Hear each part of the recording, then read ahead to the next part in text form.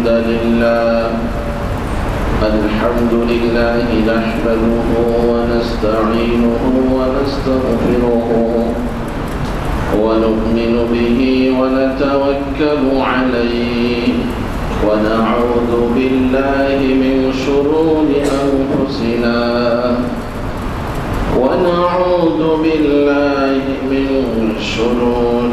أنفسنا ومن سيئات أعمالنا من يهد الله فلا مضل له ومن يضلله فلا هادي له وأشهد أن لا إله إلا الله وحده لا شريك له ولا مثيل له ولا نظير له ولا شبيه له ونشهد أن سيدنا وحبيبنا وحبيب ربنا وأولانا ومولانا محمدا عبد الله ورسوله أما بعد فقد قال الله سبحانه وتعالى أعوذ بالله من الشيطان الرجيم بسم الله الرحمن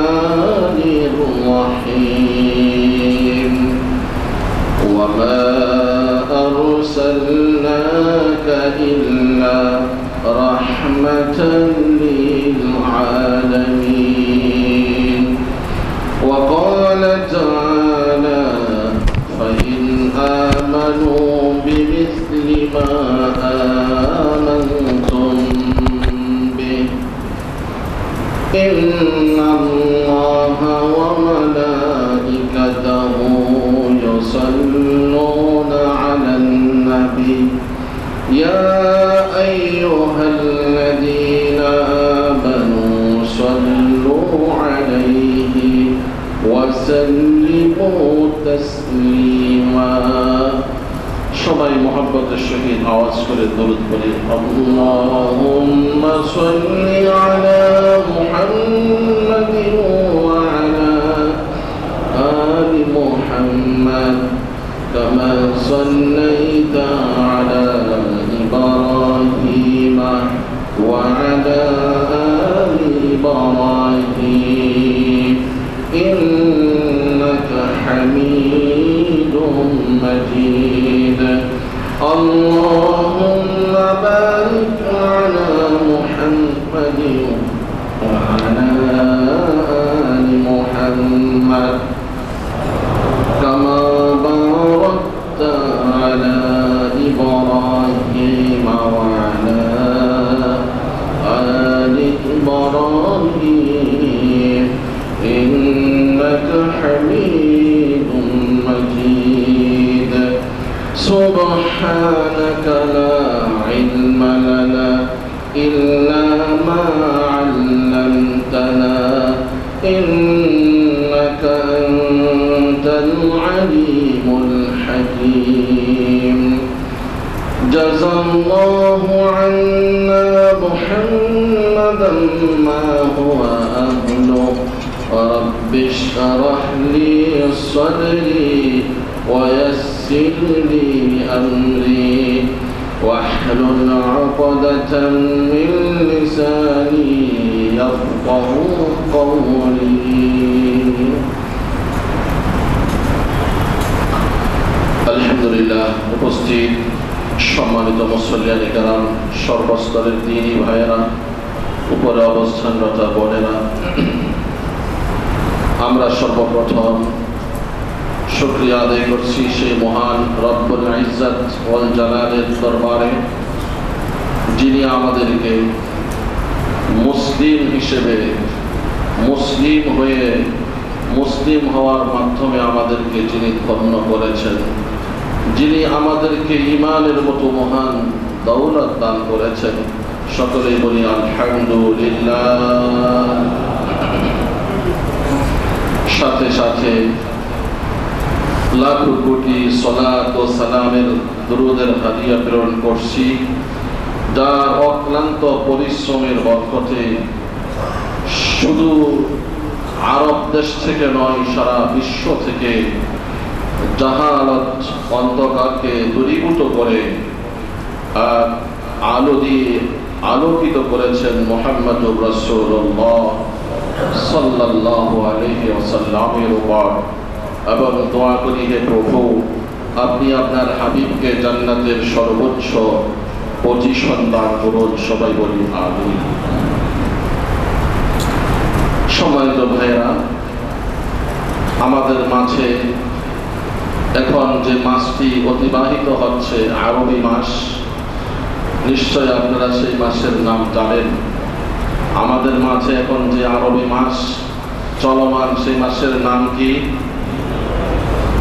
রবিউল আউয়াল। সবাই বলেন রবিউল আউয়াল।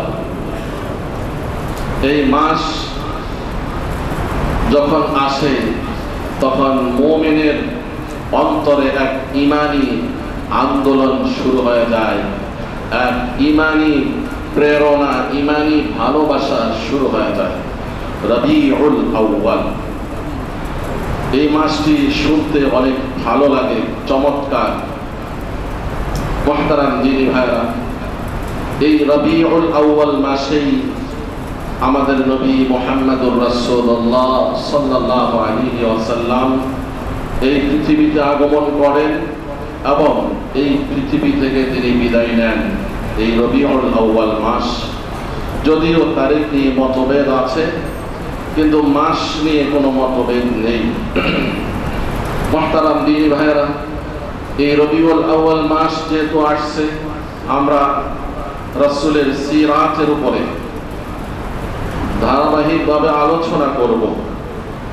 তবে আমাদের পূর্বের আলোচিত বিষয় এখনো অসমাপ্ত থেকে গেছে বিধায় আজকে আমরা সেই অসমাপ্ত বিষয়কে সমাপ্ত করার চেষ্টা করব। তারপর থেকেই আমরা ইনশাআল্লাহ রাসূলের সিরাতকে সামনে নিয়ে আলোচনা করব। এই রবিউল আউয়াল মাসে বিভিন্ন জায়গায় রাসূলের সিরাতের উপরে সম্মেলন, কনফারেন্স, অনেক কিছু হবে। সুযোগ থাকলে আমরা সেই ধরনের পরিবেশ অনুষ্ঠানে আমরা অংশগ্রহণ করব। তাহলে এর দ্বারা রাসূলের মহাব্বত আমাদের মধ্যে, রাসূলের ভালোবাসা আরো বেশি থেকে বেশি স্থান লাভ করবে। আল্লাহ তাআলা আমাদের সকলকে আল্লাহ এবং রাসূলের মহাব্বত, ভালোবাসা দান করুন, বলি আমিন। আমরা ঈমানের উপরে কথা বলে আসছিলাম। এক পর্যায়ে গত শুক্রবারে তাওহীদ বিষয়ক কথা বলেছি। তাওহীদ, একত্ববাদে বিশ্বাসী হওয়া, আল্লাহ তাআলাকে তার জাতের মধ্যে, তার সিফাতের মধ্যে, গুণাবলীর মধ্যে, রুবুবিয়্যতের মধ্যে এক হিসেবে স্বীকার করা, এটা তাওহীদ। প্রসঙ্গক্রমেই আলোচনা চলে আসে, তাহলে শিরক কি? যেখানেই তাওহীদ এর অবর্তমান, তাওহীদ থাকবে না, সেটাই শিরক। যেখানেই আল্লাহ তাআলাকে, আল্লাহর জাতকে এক হিসেবে মানতে হবে, সেখানে যদি কেউ আল্লাহর জাতের সাথে অন্য কিছু মানে, তাহলে সেটাই শিরক। কোরআনুল কারীমে আল্লাহ তাআলা বলেন, ইন্নাল্লাহা লা ইয়াগফিরু আন ইউশরাকা বিহি ওয়া ইয়াগফিরু মা দুনা যালিকা লিমান ইয়াশা। অত্যন্ত কঠিনভাবে আল্লাহ তাআলা বলেন, নিশ্চয় আল্লাহ তাআলা ক্ষমা করেন না শিরকের গুনাহ। শিরক ব্যতীত আর যে কোনো গুনাহ আল্লাহ তাআলা ক্ষমা করার ইচ্ছা করলে আল্লাহ ক্ষমা করে দেন, তবে শিরকের গুনাহ তিনি ক্ষমা করেন না। এর অর্থ হলো এই নয় যে কোনো মুশরিক জীবনে কখনো আল্লাহর ক্ষমা লাভ করবে না। এর অর্থ হলো যদি কেউ তাওবা না করে, তাহলে শিরক ছাড়া অন্য গুনাহ আল্লাহ চাইলে ক্ষমা করবেন, তবে শিরকের গুনাহ তাওবা করলে আল্লাহ তাআলা ক্ষমা করে দেন, বলেন সুবহানাল্লাহ। আমাদের রাসূল সাল্লাল্লাহু আলাইহি ওয়াসাল্লাম যখন পৃথিবীতে তাশরীফ আনেন রবিউল আউয়াল মাসে, তখন পৃথিবীর যে অবস্থা ছিল, সারা বিশ্ব এক বাক্যে, বিশেষত এই আরব মক্কা নগরী এবং তার আশপাশের এরিয়া এলাকাকে মানুষই ঘোষণা দিয়েছে, ফতোয়া দিয়েছে, সিদ্ধান্ত দিয়েছে। সেই যুগটি ছিল জাহিলি যুগ, আইয়ামে জাহিলিয়া, মূর্খতার যুগ। মুহতারাম দ্বীনী ভাইয়েরা, আমরা যদি দেখি সেই জাহিলি যুগে কি কি কর্মকাণ্ড হতো, কি কি কাজ হতো, যে কাজগুলোর কারণে সেই যুগকে সারা বিশ্ববাসী জাহিলি অর্থাৎ মূর্খের যুগ হিসেবে আখ্যায়িত করেছে। সাথে সাথে আমরা আমাদের বর্তমান যুগের সাথে মেলানোর চেষ্টা করব, সে জাহিলি যুগে যে কাজগুলো ছিল সেগুলো কি আমাদের এই যুগে আছে কি না। যদি হয়ে থাকে তাহলে সেই যুগ আর আমাদের যুগের মধ্যে পার্থক্য কোথায়। মুহতারাম দ্বীনী ভাইরা, আল্লাহ রাসূল সাল্লাল্লাহু আলাইহি ওয়াসাল্লাম যে সমাজের মধ্যে তাশরীফ এনেছেন তথা মক্কা নগরীতে, সেই অঞ্চলের মানুষগুলো আল্লাহর ইবাদত করত। কি বলেন, করত কিনা? আপনারা শুনলে আশ্চর্য হয়ে যাবেন কিরকম আল্লাহর ইবাদত করত।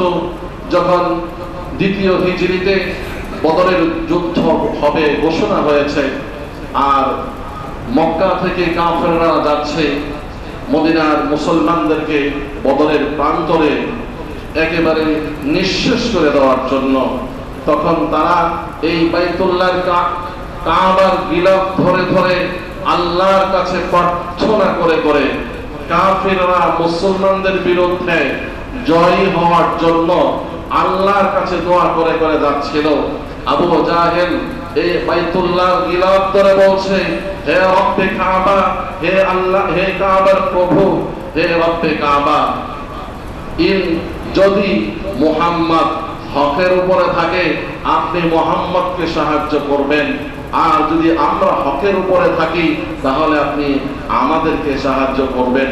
আমার ভাইয়েরা, বোঝা গেল যে আবু জাহেল কাফেররা তারাও সেই সময় আল্লাহকে রব হিসেবে মানত। কি বলেন, মানত কিনা?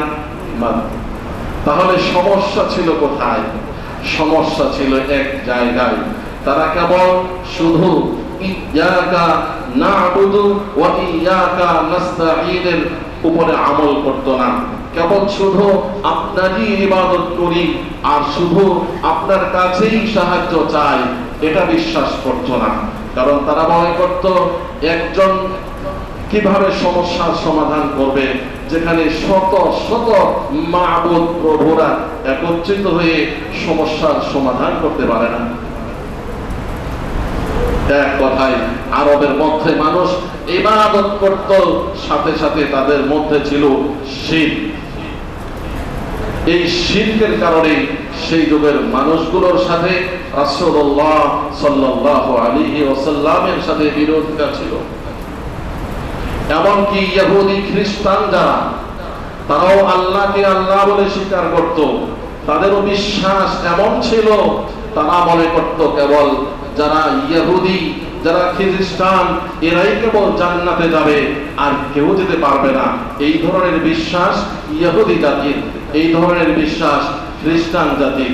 তারপরেও তো আমরা জানি আমাদের বিশ্বাস, কোরআনের বক্তব্য, তারাও জান্নাতে যেতে পারবে না। কেন? কারণ তারা মুশরিক, তারা আল্লাহর সাথে তৃতীয়বাদকে স্বীকার করে। তারা বলে আল্লাহর সন্তান আছে, তারা হযরত উযাইর আলাইহিস সালামকে আল্লাহর সন্তান বলে স্বীকার করে। খ্রিস্টানরা আল্লাহ তাআলার সন্তান হিসেবে ঈসা আলাইহিস সালামকে স্বীকার করে। বিভিন্ন কারণে তারা মুশরিক। মুহতারাম দিনী ভাইয়েরা, আসুন, বলার ইচ্ছা হলো আল্লাহ রাসূলকে আল্লাহ তাআলা এমন এক সময়, এমন এক পরিবেশে, পরিস্থিতিতে পাঠিয়েছেন যেই সমাজের মানুষও আল্লাহর ইবাদত করত, যদিও পাশাপাশি গায়রুল্লাহর ইবাদত করত। তাদের মধ্যে ছিল শিরক। রাসূলুল্লাহ সাল্লাল্লাহু আলাইহি ওয়াসাল্লাম সর্বপ্রথম এসে এই শিরকেরই বিরোধিতা করেছেন, শিরক মুক্ত ইবাদত করার জন্য আহ্বান করেছেন। মুহতারাম দিনী ভাইরা, এই জাহিলি যুগের কি চিত্র ছিল সেগুলিও আমরা ইনশাআল্লাহ পরবর্তীতে আপনাদের সামনে তুলে ধরব। তো আজকে তাওহীদের বিপরীত যে শিরক, এই শিরক সম্পর্কে এবং কি কি কারণে ঈমান বিনষ্ট হয়, কি কি কারণে ঈমান চলে যায়, সেই বিষয়গুলো নিয়ে সংক্ষিপ্ত সময়ের মধ্যে আপনাদের সামনে আমি আলোচনা করব। মুহতারাম সম্মানিত মুসল্লি ভাইরা, শিরক এর অর্থ কি? অংশীদার করা, কাউকে মিলানো একসাথে।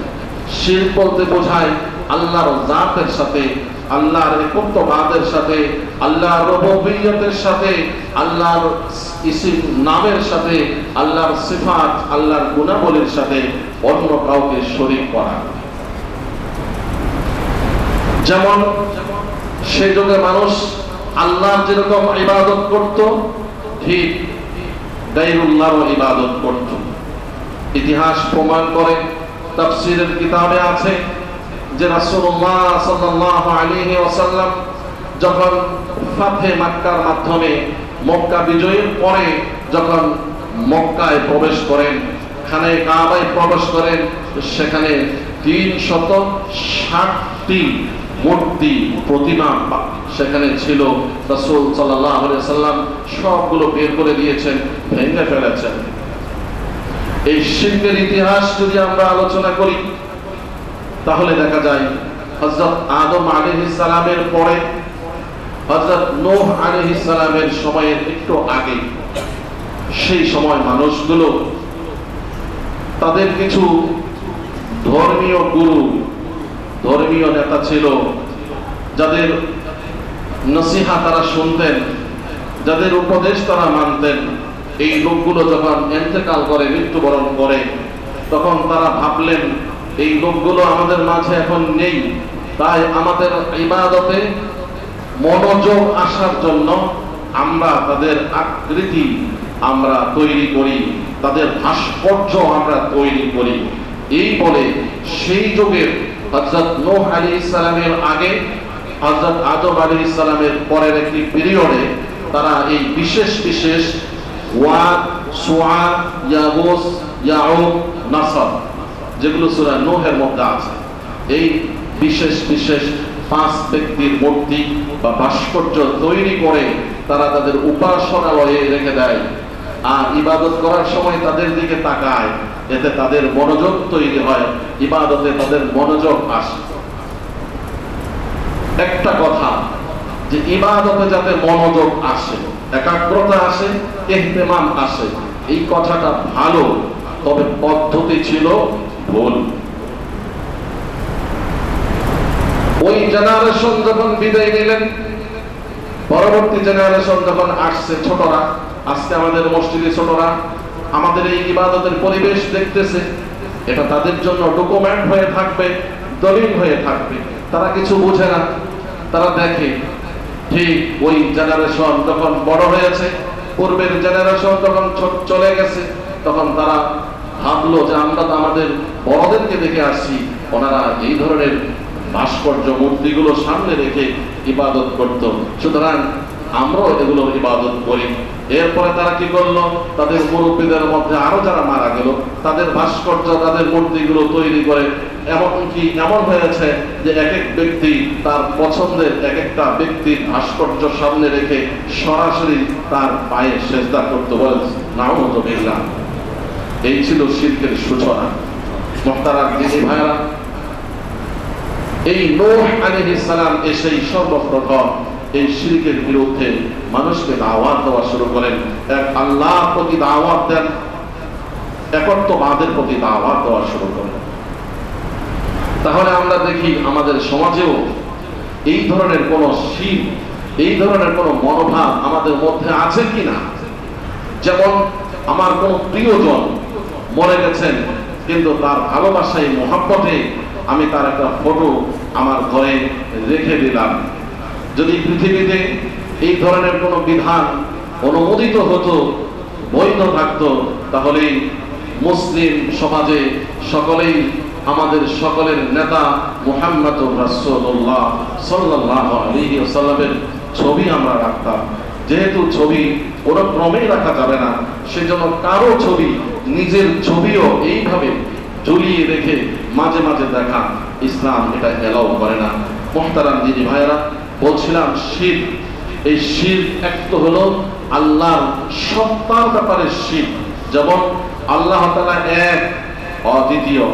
আল্লাহর সাথে গায়রুল্লাহকে যদি কেউ শরীক করে, যেমন খ্রিস্টানরা বলে তারা তৃতীয়বাদে বিশ্বাসী, যে তারা বলে আল্লাহ বলতে তিনটি জিনিসকে বোঝায়, একদিকে আল্লাহ, অপরদিকে মারিয়াম, অপরদিকে ঈসা আলাইহিস সালাম, তিনজনের সমন্বয়ে।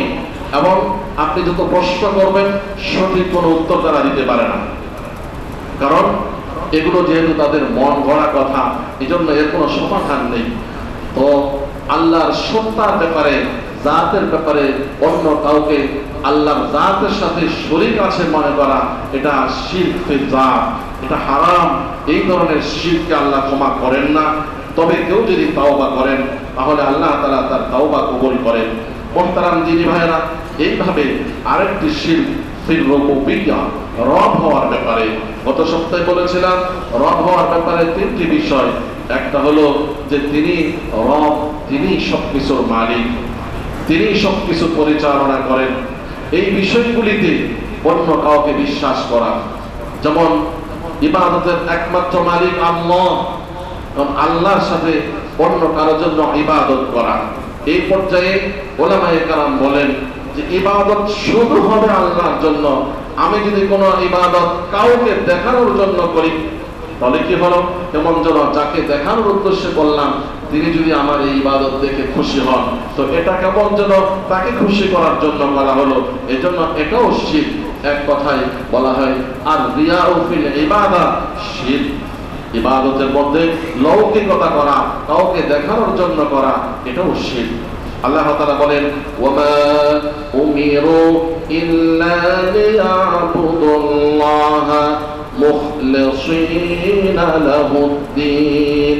ইবাদতের ক্ষেত্রে কেবল আল্লাহর জন্যই ইবাদত করতে হবে, এই ব্যাপারে আল্লাহ তাআলা নির্দেশ দিয়েছেন। সম্মানিত ভাইরা, তো তাওহীদের বিপরীত হলো শিরক। এই শিরককে বর্জন করতে হবে।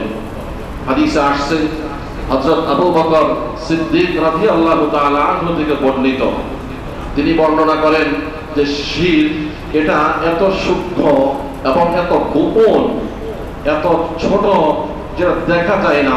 এই ধরনের কিরকম যে পিঁপড়া, পিপিলিকা যে হাঁটে, তার হাঁটার তো একটা শব্দ আছে, উদাহরণ দিয়ে বলা হয়েছে তার চাইতেও আরো সূক্ষ্ম শিরক আছে। এজন্য সবসময় আল্লাহর কাছে এইভাবে দোয়া করতে হবে, হে আল্লাহ, আমি আপনার কাছে পানা চাই শিরকে জালি এবং শিরকে খাফি, প্রকাশ্য শিরক থেকে এবং অপ্রকাশ্য শিরক থেকে আমি পানা চাই। আর অনেক সময় আমার অজান্তে, আপনার অজান্তেও শিরক হয়ে যায়। এই জন্য হাদিসে রাসূল বলেছেন জাদ্দিদু ঈমানাকুম, তোমরা তোমাদের ঈমানকে নবায়ন করো।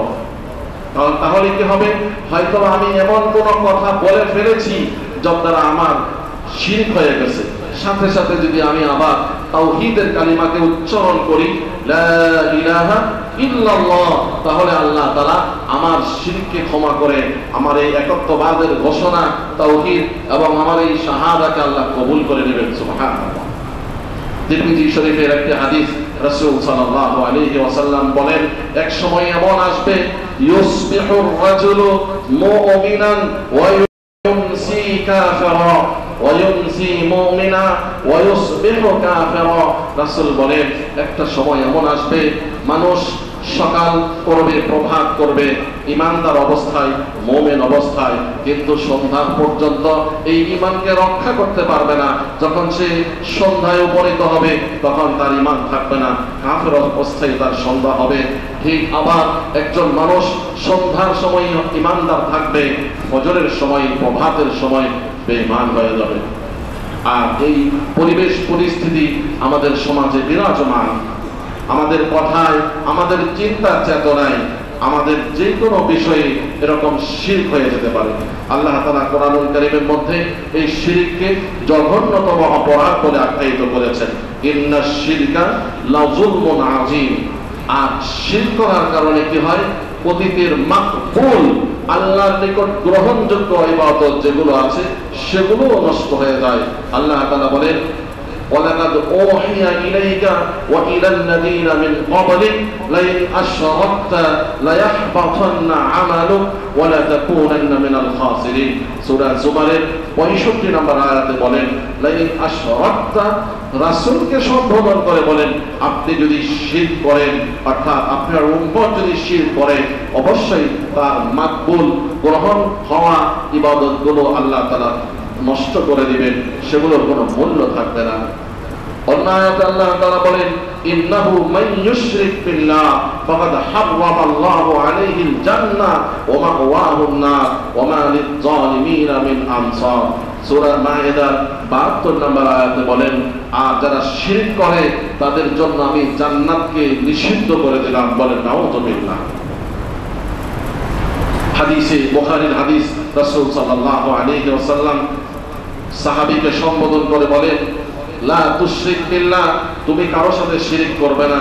ওয়া ইন কুতিলতা আও হুররিকতা, তোমাকে যদি হত্যাও করা হয়, তোমাকে যদি আগুনে জ্বালিয়ে পুড়িয়ে ছাইও করা হয়, তবুও কখনো আল্লাহর সাথে কাউকে শরীক করতে পারবে না। মুহতারাম দিনী ভাইরা, আসুন আমরা এই শিরক থেকে বিরত থাকবো। সকাল সন্ধ্যা ইমানের কালিমা, তাওহীদের কালিমাকে নবায়ন করব, সব সময় একত্ববাদে বিশ্বাস থাকবো। তো এই প্রসঙ্গে ইমান, শিরক এবং তাওহীদের সংশ্লিষ্ট কয়েকটি বিষয় আছে। এক কথায় যেই কারণে আমাদের ইমান হয়ে পড়ে, আমাদের ইমান নষ্ট হয়ে যায়, এই ধরনের কয়েকটি পয়েন্ট উলামায়ে কেরাম কোরআন এবং সুন্নাহর সামনে রেখে উল্লেখ করেছেন। এক নাম্বার, যেই বিষয়গুলোতে ইমান নষ্ট হয়, আমরা অনেক সময় জানি ওযু ভঙ্গের নির্দিষ্ট কিছু কারণ আছে। কি বলেন, আছে কিনা? নামাজ ভঙ্গের নির্দিষ্ট কিছু কারণ আছে। এইভাবে আপনার সিয়াম, রোজা ভঙ্গের নির্দিষ্ট কিছু কারণ আছে, আছে কিনা? ঠিক। যাকাত, এটাও ভঙ্গ হওয়া মানে কবুল না হওয়ার কিছু নির্দিষ্ট কারণ আছে, নির্দিষ্ট পয়েন্ট আছে। তেমনি ভাবে হজ নষ্ট হয়ে যাওয়া, ভঙ্গ হয়ে যাওয়ার কিছু কারণ আছে। তেমনি ভাবে ঈমান নষ্ট হয়ে যাওয়া, ঈমান ভেঙে যাওয়া, ঈমান চলে যাওয়ারও কিছু কারণ আছে। সেই কারণগুলো এখন আপনাদের সামনে তুলে ধরছি। এক, ঈমান নষ্ট হয়ে যায় গায়রুল্লাহ ইবাদত করা।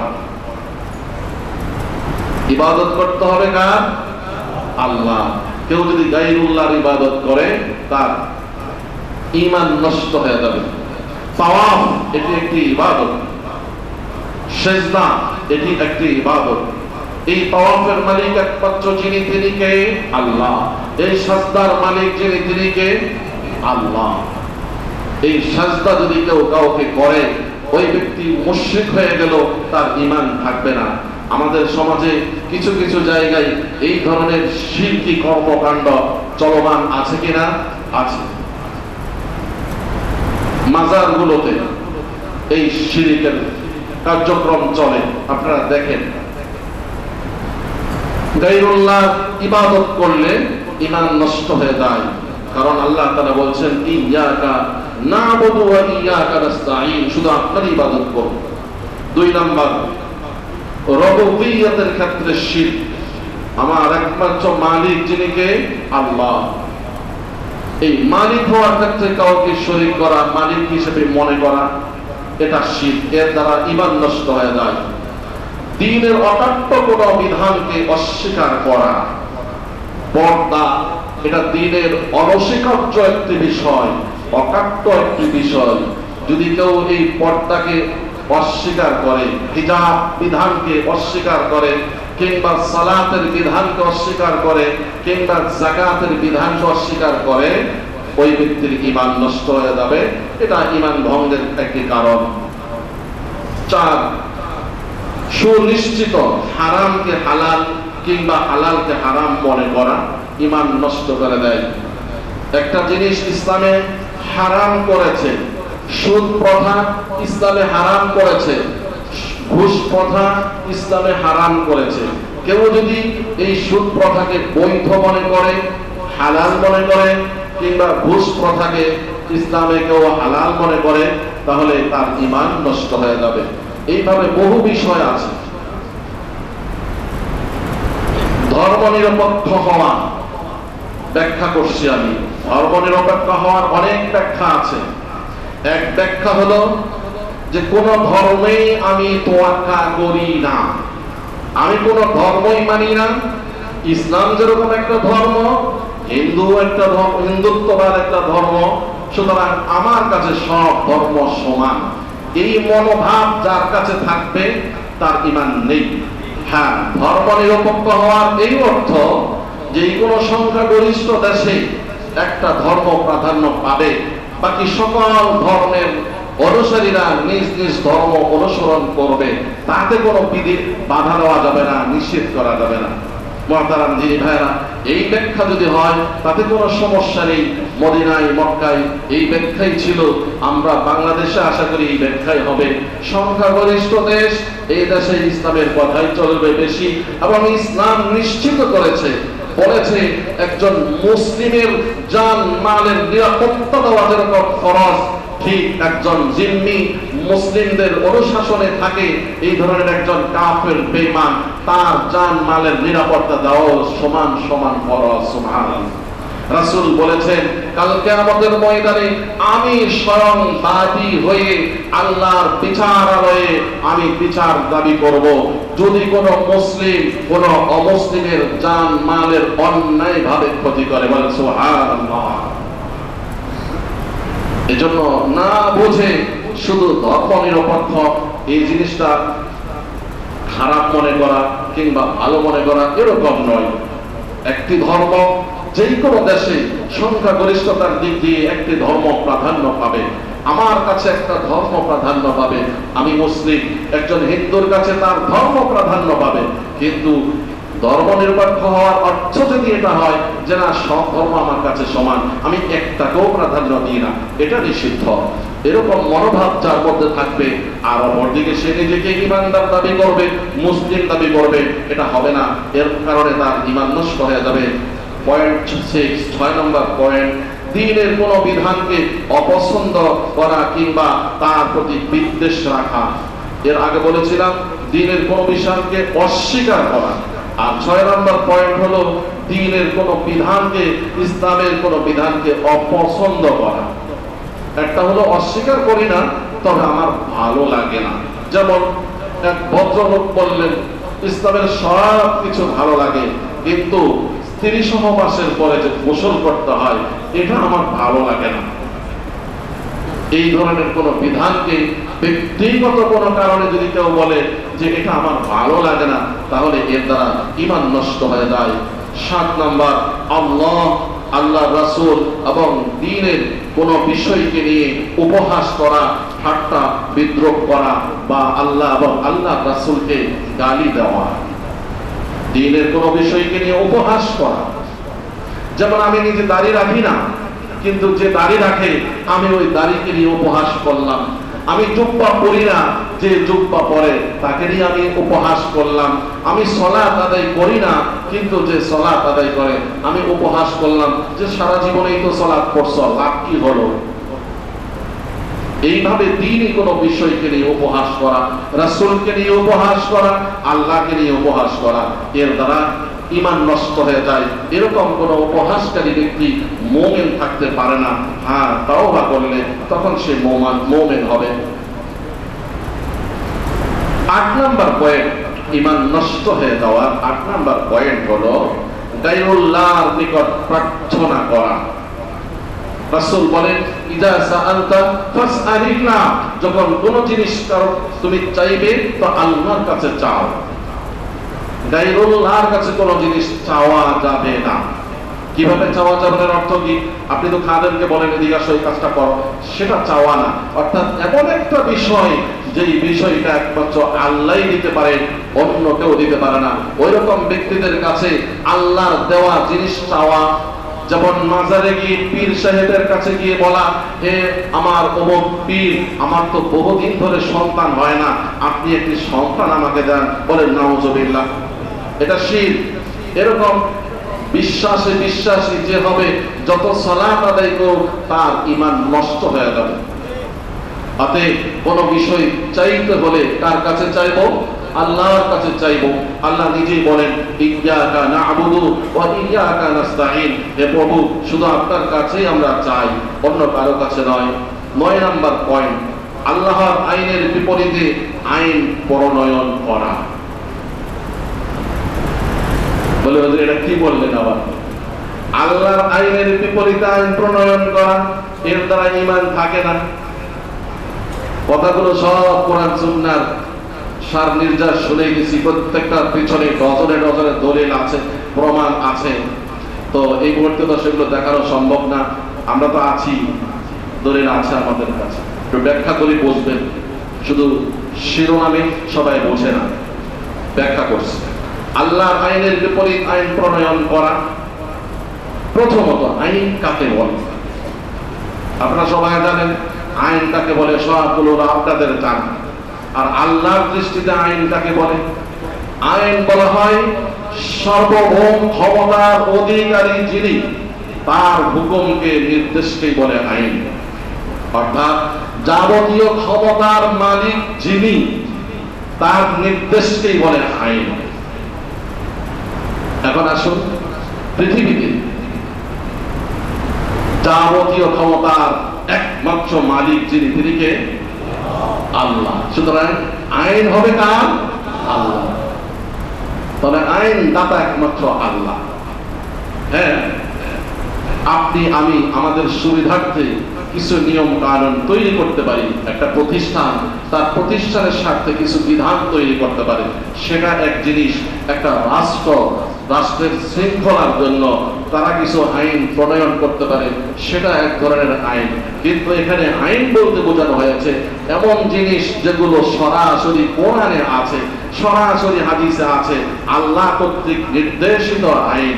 এই আইনকে বাদ দিয়ে মানব রচিত আইনকে স্টাবলিশড করা, এটার কারণে ঈমান চলে যায়। মুহতারাম দিনী ভাইরা, তাহলে 9 নাম্বার পয়েন্ট বললাম, আল্লাহর আইনের বিপরীতে আইন প্রণয়ন করা। হ্যাঁ, দেশের জন্য, মানুষের জন্য, আপনি সুশৃঙ্খলভাবে থাকার জন্য, শান্তিপূর্ণ পরিবেশ বজায় রাখার জন্য আপনি আইন করতে পারেন, তাতে কোনো সমস্যা নেই। কিন্তু এমন কোনো আইন করা যাবে না একদিকে আল্লাহ বলে একটা, আমি বলি আরেকটা। যেমন আল্লাহ বলেন সুদ হারাম, আমি বললাম না সুদ বৈধ। এই হলো এমন আইন যেটা কোরআন হাদিস সংঘর্ষে। মুহতারাম দিনী ভাইরা, 10 নম্বর পয়েন্ট হলো মুসলমানদের বিরুদ্ধে তাগুতকে সাহায্য করা। অর্থাৎ মুসলমানদের বিরুদ্ধে অমুসলিমকে, অর্থাৎ আল্লাহ বিদ্বেষ যারা, তাদেরকে সাহায্য করা। মুমিনের উচিত ছিল আমি মুসলিমকে সাহায্য করব, কিন্তু মুসলিমকে সাহায্য না করে আমি অমুসলিমকে, হিন্দুকে, খ্রিস্টানকে, কাফেরকে সাহায্য করলাম, এর দ্বারা আমার ঈমান থাকবে না। আল্লাহ তাআলা বলেন, ইয়া আইয়ুহাল্লাযীনা আমানু লা তাত্তাখিযুল ইয়াহুদা ওয়ান নাসারা আউলিয়া বা'দুহুম আউলিয়াউ বা'দ। হে দুনিয়ার ঈমানদাররা, ভালো করে জেনে রাখো, তোমার বন্ধু হবে শুধু মুমিন মুসলিম। কোন হিন্দুত্ববাদী, কোন মুশরিক, কোন ইহুদি, কোন খ্রিস্টান তোমার বন্ধু হইতে পারে না। তুমি তোমার দেশকে ধ্বংস করে, তোমার জনগণকে ধ্বংস করে, তোমার জাতি ভাইদেরকে ধ্বংস করে অন্যের সাহায্য করবা। এই ধরনের মনোভাব যার মধ্যে থাকবে সে বেঈমান, তার মধ্যে ঈমান থাকে না। এজন্য 10 নম্বর পয়েন্ট হলো মুসলমানদের বিরুদ্ধে তাগুতকে, আল্লাহর বিরোধী শক্তিকে সাহায্য করা। মুহতারাম দিনী ভাইরা, আল্লাহ তাআলা বলেন তাআওয়ানু আলাল বিররি ওয়াত তাকওয়া, কল্যাণময় কাজে একে অন্যকে সাহায্য করো, খোদা ভীতির কাজে একে অন্যকে সাহায্য করো। ওয়ালা তাআওয়ানু আলাল ইসমি ওয়াল উদওয়ান, কোন গুনাহের কাজে একে অন্যকে, কোন আল্লাহর নাফরমানের কাজে একে অন্যকে সাহায্য করবে না। মুহতারাম দিনী ভাইরা, 10 নম্বর পয়েন্টের একটা ছোট অংশ আমরা বহুদিন ধরে সাহায্য সহযোগিতা করেই থাকি। কিছুদিন আগে আমরা বন্যার্তদের মাঝে ত্রাণ দিয়েছি, আলহামদুলিল্লাহ। ঠিক এরকম সময়ে সময়ে মাঝে মাঝে বিশেষ পরিস্থিতিতে আমরা আপনাদেরকে বলে থাকি যে একজন সাহায্যের প্রার্থী এসেছে, সাহায্য করবেন। আজকে আপনাদের সামনে একেবারে আমাদের নিজস্ব একজন ব্যক্তির জন্য অত্র মসজিদের খাদেম জামাল, একটা ছেলে আপনারা দেখেন বেশ কিছুদিন ধরে অসুস্থতায় ভুগছে, তার একটা বড় ধরনের অপারেশন হয়েছে, প্রায় ১.৫ লক্ষ টাকার মতো খরচ। আমাদের এই অত্র মসজিদের খাদেম জামাল, তো আমি আপনাদের কাছে অনুরোধ করব, সুন্নতের পর অর্থাৎ ফরজের সালাত শেষে যখন সুন্নত শেষ করে আমরা বের হয়ে যাব, তখন ওই জামালের ঔষধের খরচের জন্য আমরা আপনাদের কাছে সাহায্যের আবেদন করছি। এই সামনে একটা রুমাল থাকবে, এদিকে একটা থাকবে, আর ওই গেটের পাশে থাকবে। গেট বলতে আমাদের মসজিদের ভিতরে এই জায়গায় থাকবে। আমরা প্রত্যেকে যতটুকু পারি সামান্য হইলেও সাহায্য করব। যখন কোনো দুস্থ, কোন অসুস্থ ব্যক্তি, কোন বিপদগ্রস্ত ব্যক্তি আপনার কাছে আসবে সাহায্যের জন্য, আপনি 10 টাকা হাতে দিবেন, ডান হাতে দিবেন, আর মনে মনে আল্লাহকে বলবেন, আল্লাহ যে বিপদটা আপনি তাকে দিয়েছেন, আমাকে এই বিপদ থেকে আপনি হেফাজত করেন। হয়তোবা আপনার এই দোয়া এই সময় কবুল হয়ে যাবে, ওরকম বিপদ আল্লাহ আপনাকে দিবেন না। কেউ এসে পা ভাঙ্গা পঙ্গ অবস্থায় আপনার কাছে আসছে, তাকে 20টা টাকা দিয়ে দিবেন, মনে মনে দোয়া করবেন, আল্লাহ এই ধরনের বিপদ আমাকে, আমার পরিবারকে, আমার আত্মীয় স্বজনকে, কাউকে আপনি দিবেন না। হাদিসে এই কথাই শিক্ষা দিয়েছে। রাসূল বলেন, যখন তোমাদের সামনে কোনো বিপদগ্রস্ত ব্যক্তি আসবে, তাকে দেখে এই দোয়া পড়বে, আলহামদুলিল্লাহিল্লাযী আফানি মিম্মা বতালাহু বিহি। সকল প্রশংসা আল্লাহ, যিনি আমাকে এই ধরনের রোগ ব্যাধি থেকে মুক্ত রেখেছেন এবং সুস্থ রেখেছেন, বলেন সুবহানাল্লাহ। তো নামাজের পরে, ফরজ সালাতের পরে, সুন্নতের পরে আমরা রুমাল রাখবো। দয়া করে উপরে নিচে যারা আছেন সবাই কিছু কিছু তার জন্য আপনারা হাদিয়া হিসেবে রেখে যাবেন। এটা যে কোনো ফান্ড থেকে হইতে পারে, যাকাত ফান্ড থেকে হইতে পারে। প্রায় ১৬ লক্ষ টাকার মতো অলরেডি ঋণ করে খরচ করে ফেলেছে। গত 2 জুমার আগে আমরা বলার ইচ্ছা ছিল, কিন্তু যেহেতু আমরা ত্রাণ কালেকশন করেছি, এই জন্য একটু বিরতি দিয়েছি। আশা করি আপনারা সকলেই এই সাহায্যের জন্য এগিয়ে আসবেন। আমার কথা শেষের দিকে আবারও বলছি, আমরা বেশ কিছুদিন ধরে ঈমানের উপরে কথা বলে আসছি। ঈমান বিল্লাহ, আল্লাহকে বিশ্বাস করতে হবে, নবী রাসূলকে বিশ্বাস করতে হবে, পরকালকে বিশ্বাস করতে হবে। ঈমানের বৃহৎ অংশ হলো তাওহীদ, একত্ববাদে বিশ্বাসী হওয়া। তাওহীদের বিপরীত হলো শিরক। শিরক যার মধ্যে থাকবে তার সবকিছু নষ্ট হয়ে যাবে। মাঝে মাঝে ঈমান ধ্বংস হয়, নষ্ট হয়, এরকম কিছু কাজ আছে। যে কয়েকটি পয়েন্ট আপনাদের সামনে তুলে ধরলাম। আল্লাহ তাআলা আমাদের ঈমানকে কবুল করেন, শক্তিশালী ঈমান আমাদেরকে দান করেন। কোরআনুল কারীমে আল্লাহ তাআলা আমাদেরকে বলেন, ফাইন আমানু বিমিসলি মা আমানতুম বিহি ফাকাদ ইহতাদাও। যদি মুমিন সাহাবীদের মতো ঈমান আনে, তাহলে এই কারণে এই ঈমানের মাধ্যমে তারা আল্লাহর পক্ষ থেকে সঠিক পথে থাকতে পারবে, হেদায়েত পেতে পারবে। আমরা সেরকম ঈমান চাই, সাহাবীদের যেমন ঈমান ছিল সেরকম ঈমান চাই। সকলকে আল্লাহ ওরকম ঈমান দান করেন, আমিন। আগামী জুমা থেকে আমরা রাসূলের সিরাতের উপরে ধারাবাহিক আলোচনা করব। আল্লাহ তাআলা আমাদের সকলে সুস্থতার সহিত আগে আগে মসজিদে আসা তৌফিক দান করেন, আমিন। ওয়া আখিরু দাওয়ানা আনিল হামদুলিল্লাহি রাব্বিল আলামিন। যারা